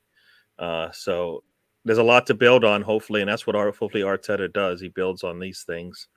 4-0 is poor, right? We didn't want to see that. 2-0 would have been okay and happy with and comfortable with. Yeah. 4-0, basically, the scoreline says same old, but I kind of like look at it as in we are young, and this is what's going to happen. So the only positive is they should get better from this. But the problem I have mentally, what are they going to look like against Newcastle? Because one loss to Liverpool could turn into a loss home to Newcastle, and then do we go to Manchester? I think after that. Yep. And we lose those as 3 in a row. We lose because we didn't really because we don't have the right manager. The right manager is going to look at that last game and say, you know what, that's not us, and we got to do better. And we'll change it around. We're changing it around tomorrow, basically. Do we have the right manager, Gary? If we get 10 points from 12 in the next 4 games, do we have the right manager? I told you I don't know his ceiling, so I can't answer that. So right now, no. None of us know his ceiling. So that's why. So we no. already seen his ceiling. You give me that question right now? No, we don't. If we go and if the team and Arteta goes on a run of 3 wins and 1 draw in the next 4 games, basically the kind of runs we've been doing in between international breaks, wouldn't that affirm for you that we're going in the right direction? I'm not ready to say that. No, because I'm fearful that he's not there yet, and we'll find out sooner than later. Hopefully, At the end of the season, we'll look at it and say, yeah, maybe he's the right guy. But like I said, why do we have to wait around for it to figure out if this is the guy? This is the Arsenal, right? We keep saying that, right? This is the Arsenal, big club, London. We got to wait now. I don't want to wait. I don't want to wait, and we have to wait. So I feel like we're getting punished because of the direction that the club's gone in. Right? I think the top 3 teams in the league have the best 3 managers in the league. Outside of that, I think it's open season. I don't think Arteta is like in the top 10. No. The top 3. If you're the top team in London, you should have one of the top managers in the league. You should. It doesn't matter. Exactly. Right? We are one of the top clubs in the world. We should have one of the top managers managing us. Right? Yeah. You can drop from Wenger, yes, but you can't drop as far down. We went all the way down to the bottom. Arteta had no history to build on. All the way down. Nothing to build on. So you can't say, you know what? He did this, he did that. No, he didn't do it. He did absolutely nothing. Yeah. How do you go and say, you know what? Yes, this is going to help us recover. At least Emery had he's won trophies, ones that we haven't won, right? Yeah. And then he won another one, right? Yeah. So against the dead United team under Ole. So they beat us, so it's even worse. They beat us on the way to get that trophy, right? And they should not have beat Don't us, remind right? me. We Don't talk remind me. about this all the time. Nope. If that was a different manager, would we have lost it? Hopefully not. Wow. Most likely not. You put That's any when Ray season manager supposedly in our lost faith in you take any Arteta, of the but he's managers in taken our back. league and you give them our squad, put them in that situation with those two matches, and I bet we see something different come out the way agree. the team plays. Yeah. Right? I agree. There's no doubt mistakes were made. Before my hero goes, Matt, I'm going to go to my hero next because he's got a propensity for dropping out all the time. Are you there, my No hero? worries. The No kids worries. just leave it. No meet. We've got the group. You guys have me for.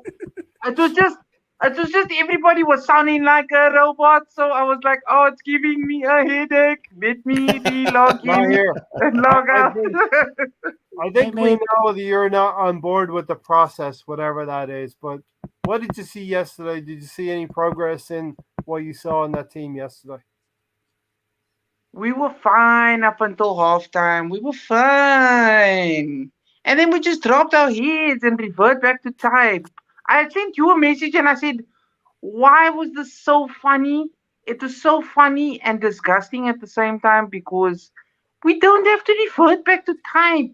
I hate when we just lose our heads and everybody's playing these dangerous ass passes that's obviously going to end up in a goal. And what happened? Exactly that. And it wasn't like it was one player. It wasn't like it was just Tavares, for example. Ben White tried it. Partey even tried it. And I was just like, why are we our worst enemy? Why do we not? Like they were saying, we have to match intensity with Liverpool, with their team.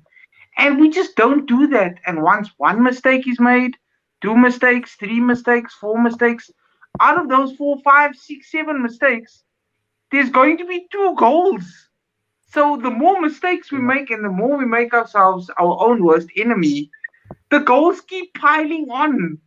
Like, you can't do this against City. You can't do this against Liverpool.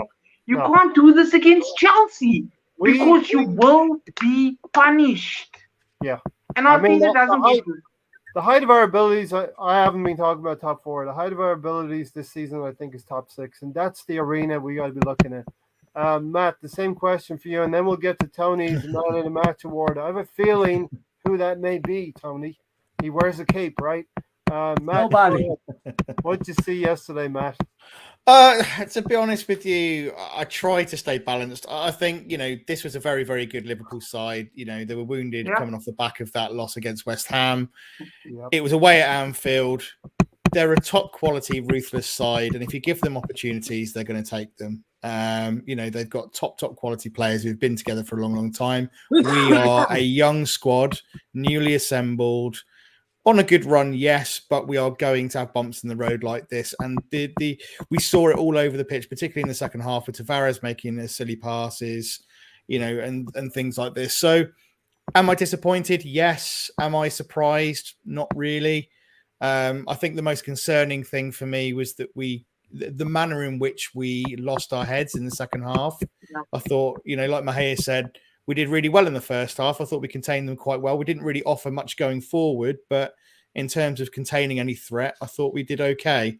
It's just the fact that we kind of just lost our heads completely second half and it all fell apart. So I think we'll bounce back. I don't think we're going to sit around, as Aaron Ramsdale said in his post-match interview, I don't think we'll sit around moping. I think they'll get straight back to work and I think they'll hope to go on another mini run. I think for me, it just shows where we are. It's a reality check. Yeah. We're not competing with the likes of Liverpool, Chelsea, City. That's just not our level at the moment. Like Ray said, I think, we'd be good to push top 6 at the moment, I think. So we need to win the games that you'd expect us to win. Forget about the top 4 or top 3 sides for now. That's not our bag at the moment, but we need to be winning games like Newcastle, etc., etc. So we've got a lot of room to go. But I think it does definitely highlight for me that we really lack goal threat up top. Aubameyang isn't cutting it. So we have to address that. And centre of the park, we definitely need to address. Defence looks fine, but that midfield is looking very, very weak and lacking in any authority or real experience. Yeah, and we got the AFCON. I'm gonna compose a list.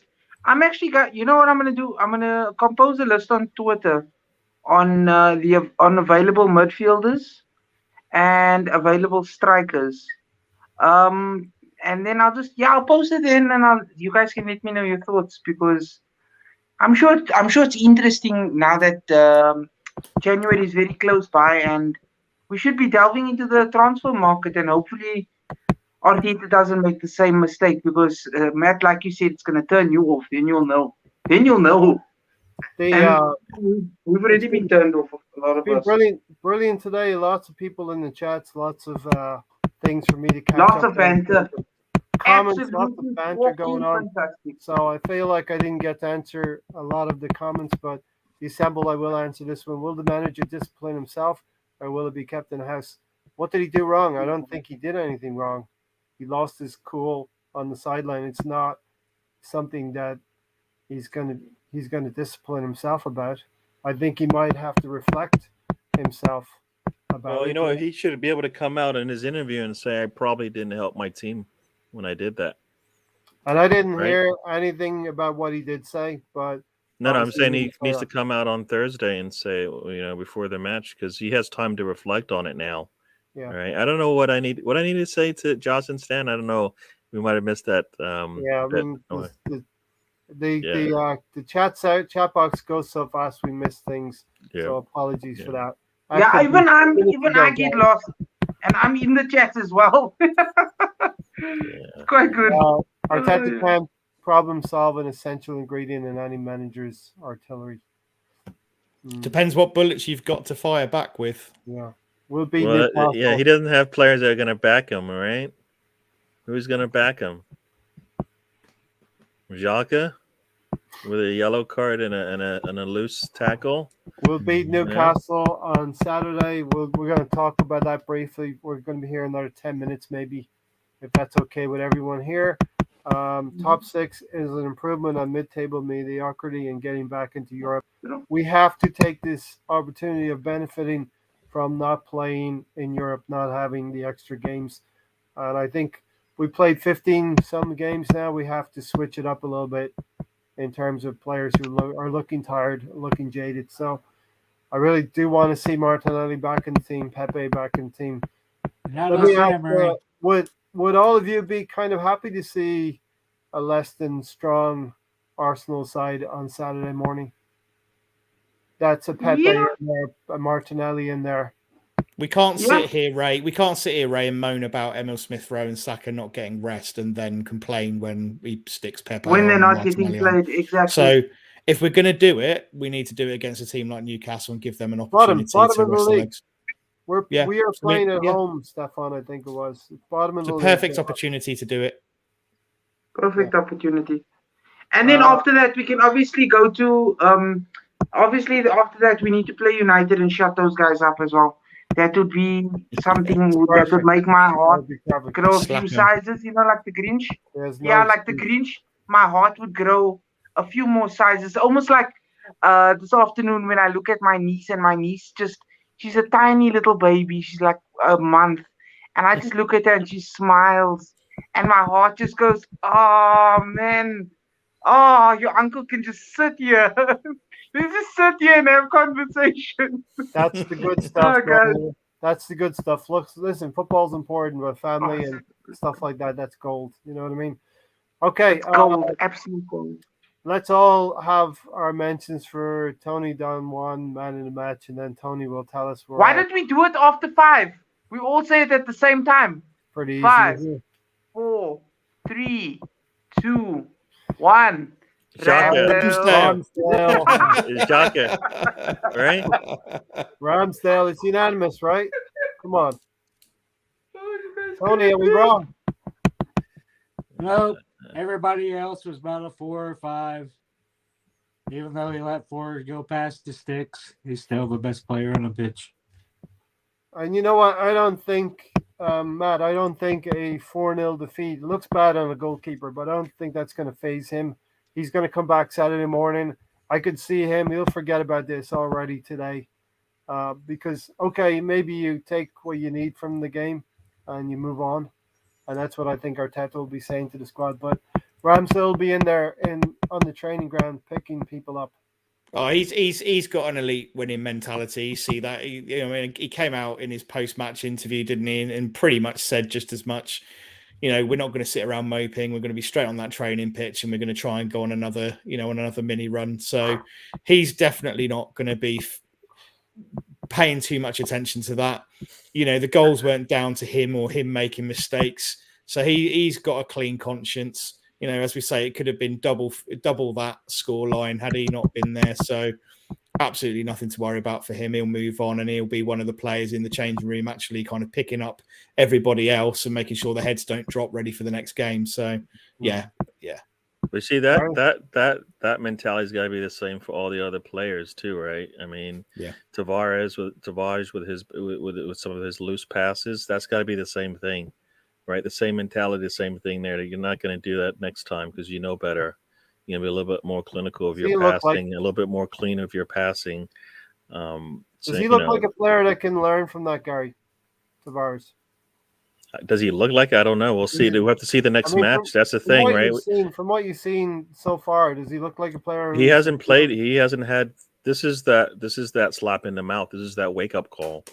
Right, we saw that quit pretty soon with Tomiyasu, right? And he responded in the same match when that happened to him, right? Tavares kind of happened at the end of this match, so he doesn't have an opportunity to redeem himself and show like I learned anything. And also, I still think he's not even as seasoned as Tomiyasu to be able to change that within the same match. So, yeah, it's not the same. It's not the same kind of comparison there. I mean, I believe we're happy with where we are with Tomiyasu. He's going to make some mistakes, but he's pretty sound. Tavares is definitely still a young one, right? Yeah. What is Molina reports? I'm not even sure what this Molina reports. I'll tell you guys exactly what it is. Yeah. So basically, a top French journalist by the name of, I'm not sure what his first name is, but it's something Molina. He came out with a report on what's been happening in the football world. For example, with one of the Mendy's, I'm not sure who it was, Ferland Mendy from Real Madrid. He said, so one of the reports came out that was Ferland Mendy hit a woman, knocked her out, and then pulled out his ting. The ting. Yeah, we know what you're saying. Yeah. Yeah, the ting. Yeah, that's the one. Nothing like subtlety, Tony. Nothing like subtlety. I know Tony just can't. He just can't. Can't keep the filter on. It keeps popping it off. No, I'm not gonna filter this out. I'm just gonna. I was even okay, but anyway. So not only that report, he reported that in a lot of the football society, there's been a lot of like child trafficking incidences where, for example, there was like they would take children and abuse them in their hotel rooms, like soccer teams. Like there's a lot of soccer teams, and a lot of this abuse has been going on. Like the Jeffrey Epstein case, for example. This needs to be. So a lot of that's been happening in a lot of these industries. So he was just basically exposing what's been happening with, like, I think he said one of the presidents was abusing boys as well, something, young boys. It's a very, very serious topic, and like I'm not sure how to bring that exactly what was going on, but the gist of it was him exposing child trafficking and child sex abuse within football and entertainment.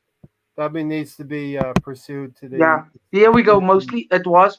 They were saying it was mostly they said basically that's the Saliba video. Wow. Right? It's kind of like a tip of the iceberg type thing where it's just like this is the kind of what is it called? Institutional control that's lacking in the French football. and it's Mhm. everywhere. It's not just certain teams. I think it's everywhere. Like As I Stefan say, it and wouldn't surprise international- me if it's across Yeah. all sports. Yeah, Certainly international, entertainment as well. international squad, and the Here we go. domestic league as well. They So, were yeah. covering it up. And another part of it was the way they covered it up also. Like, now Real Madrid have this player, and they're going to continue to have this player, and stuff is going to continuously happen, like in abuse. And this is very serious topics, like extremely serious topics. This is not no play. There's nothing to be. That's why I'm saying, even bringing up that they got Phil and Mendy, but they're covering because it's obviously like with that incident that happened, they're covering it up in multiple cases, right? There's hundreds and thousands of this, like one case, and now even the way it was exposed, this journalist, I think, would be in very serious danger, because I mean, he's exposed something serious happening, and this is like underground. it's and disgusting. jeez, Obviously, not good stuff at all. Not good stuff at all. Yeah. like, sorry guys, if I have to, sorry, I tried to articulate it as best as That's possible. fine. You did a good job as well. Tony, Aaron Ramsdale, you're Don Juan man of the match. Yeah, pretty much. Nobody really deserves it too much, but he was the best of them. Of the bunch. Frustrated Liverpool until they got that 1-0 up against us by halftime, and then a breakdown, playing out from the back. It's going to happen. I said it would happen, playing out from the back. Caught just as well. We're going to get caught. I would say playing out for the back if we lose the ball. That wasn't playing out from the back. Like that was the. That wasn't the playing out. That was no, but you know what? If you look look at where Tavares is going with that ball. Like Matt said, he had no clue. It wasn't like it was a bad pass where it was a bad pass. He had a player. No. What I mean by that is he didn't even know. It wasn't like a terrible pass. Like he knew what he wanted to do, and he just made a bad pass, and it created a counterattack. He didn't even know who he was passing the ball to. Wasn't even looking. It's a big difference. And that's not playing out from the back issue for me. That's as a player, one, like I said, who's kind of lost his way. This game wore him down. And that's when you get those lazy types of passes, right? Mm-hmm. Right. And the youth it's gonna happen to the youth more than not. If he's got a Tierney standing there behind him, I think he's gonna be a little bit more engaged in the game for the whole 90, right? That's what we're looking for. Yeah. I keep saying we need leadership. He's sitting if he's sitting in front of Tierney, he doesn't make that pass probably because Tierney probably has him kind of engaged the whole game because he needs to, right? Tierney bombs for it. He's got to make sure that Tavares backs up, right, and supports him. Those types of things happen, right? It's the leadership part of the game that we're lacking, right? Mm-hmm. Ramsdale can only do so much, right? Absolutely. And getting the ball, making a save, and then he's like snarling at the players who are making mistakes. Can I just say on Aaron Ramsdale, though, the one thing I did notice with him as well was not just the amount of fantastic saves he made, but actually talking about playing out from the back, there were 2 or 3 times at least where he was under real significant pressure from the press and actually played very, very calmly, very, very well out from the back. I mean, I thought he was fantastic. His distribution again under pressure was phenomenal. And never looked questionable at all. Yeah, I was going to say some of that pressure is brought on by the back pass that's either a little lazy and really slow. So by the time it gets to him, the attacking player has an opportunity to get on him, quicker than usual, right? So, he's fine. Like I said, the back 5 is fine. We need to figure out how to fix the rest of it. I mean, it's just it's gonna take. Like I said, we're 10 players away. It's gonna take a window or two yet. 10 players away. We're 10 players. We might have him on the squad. We might have him in the academy, but we're 10 players away. Whatever that it's going to take. When companies give themselves a mantra by which they go by, this is what I put up for the pre-game show. Arsenal must focus on their strengths and impose our game as much as possible. Desire to play constructively and be on the front foot, both attacking and defending. Safe to say, Liverpool didn't allow us to do that. Nah. I think Much pressure. I think we got away from it just as much as they took it away from us, though. Yeah. So. Obviously, Thanksgiving's on Thursday, so we'll probably do something on Wednesday night. So mark that in your calendars, and we'll be back. Somebody asked about a watch along. We might do. I know Gary, you're taking control for Scott a watch along on Saturday. Yeah, well, it's Thanksgiving, so I have family, and so I'm not even sure what I'm not 100% confirmed on that just yet. For Saturday, You're watching the Dallas Cowboys. That's all that matters, Gary. Dallas Cowboys. That's Thursday, so yeah, definitely. I was gonna watch it anyways, but it's Thursday night anyway, so nobody's doing nobody in the US is doing a show. We're gonna be too full of turkey and drunk. So yeah, I'm just saying Wednesday night and Saturday morning. Yeah. So yeah, and it's the first game of the day, right? So you can start. We should be starting out our football weekend really good, at least over here in the States, right? And it's a really good opportunity, Gary, to amend for this. You want to get back. You want to be the first. We did this a couple of games ago against Villa. We were the first on the menu, and we got wins. And we sat back and watched all the other teams kill themselves, kill each other. So we want that opportunity again on Saturday morning. Yeah. Right. Any other final things you guys want to say? Closing. Let's do closing real quickly. Not long ones. Not here. No, I just want to thank you guys. You guys are family. I want to thank everybody in the chats. It was wild. It was fire. There was lots of banter. I thoroughly enjoyed it. I'm sure everybody else also thoroughly enjoyed it. And we love you guys so much and appreciate you guys' support. Have a nice. And listen, ticker on the bottom. I want to start reiterating. Tony still needs that prosthetic leg. It's been too long. He's waiting around and he's hanging around on. You can't go feed the people in the basement with just one leg, Tony. It's very difficult. Yeah. What have you got, Tony? Final thoughts. The game yesterday was disappointing. I still think we got the wrong manager at the helm. I don't think we're going to get to where we need to be with him there. He's had over 20-some players. Now we say he needs 10 more players. I mean, how many players does the guy need? You need 50, 60? Come on. You need the right ones, Tony. And listen, you want to shout out you and Sam. You're doing the podcast monthly. If you can ever get there on time, Tony. Yeah, I thought it was 10 o'clock. It was 9 o'clock. Oh. Shout it out. What are you doing the next one? Next one, I'm not sure. It's just going to be monthly, so probably. Next month sometime. But get there so you and Sam can be starting together and he doesn't need to call in Stan as reinforcements. Right? Bad Tony. Give me time to Gary, you still doing stuff? Well, I think I'll be on with you tomorrow. So tomorrow I'll be on the Red Cannon, 7:30 p.m. on the East Coast, 12:30 in the evening, in the morning for you guys in the UK.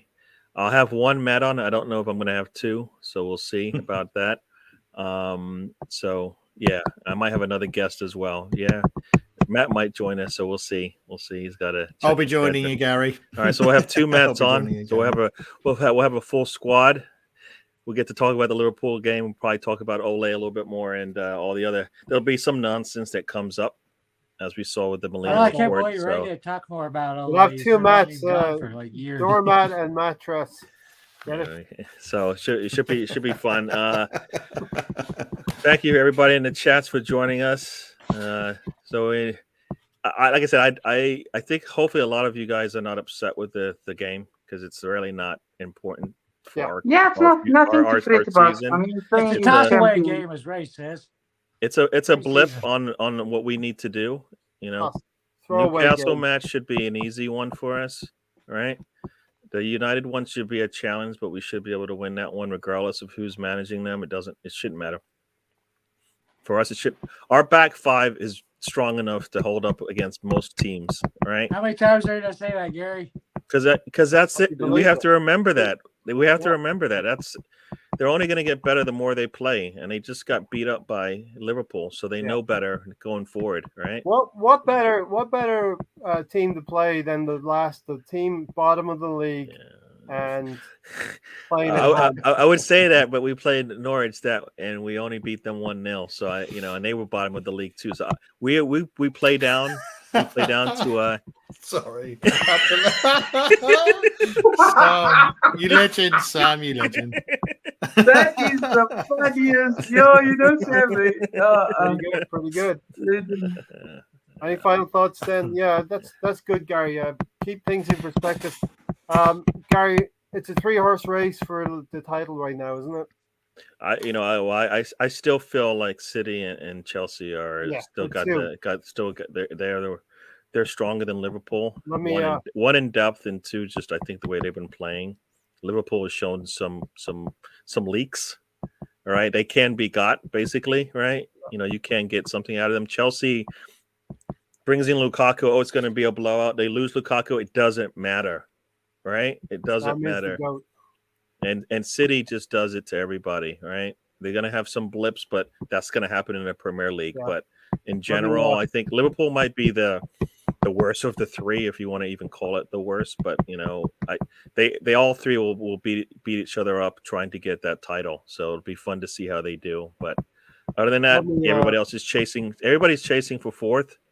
Yep. And that should be a good race. We need to be involved in that. Even if we don't get fourth, we get anywhere from 4th to 6th will be my target. Guys, please help out Tony to get his prosthetic leg. Share the link. We'll be putting it in the description below. I'll say one thing to Jurgen Klopp. You're not always going to have a gullible manager that's going to fall for those tricks every game in the season. And yes, I was proud of Arteta for doing it, but some part of me is thinking maybe you shouldn't have done it, and maybe he'll learn from that as well. Matt, you get the final word, and then we're out of here. Yeah, just thanks everyone in the chat. Great chat as always. Good banter. Loads of great comments in there. Always, it never fails to make me laugh. So that's good. So thanks to everybody. Great panel as always. Pleasure to join you.